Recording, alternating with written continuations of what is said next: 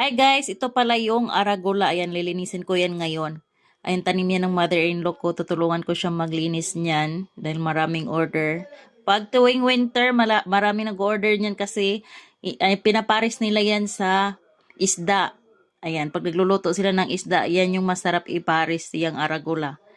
So, napa-video lang ako nito kasi yung isang content creator, nagtatalo sila doon yung mga nanood sa kanya dahil wala daw arugula sa Pilipinas. Meron namang arugula sa Pilipinas siguro sa mga high-end na mga market dahil medyo mahal din yan. At saka, siguro may ilan-ilan nakakatanim. So, mas mabubuhay tong arugula guys pag ang lugar ay malamig.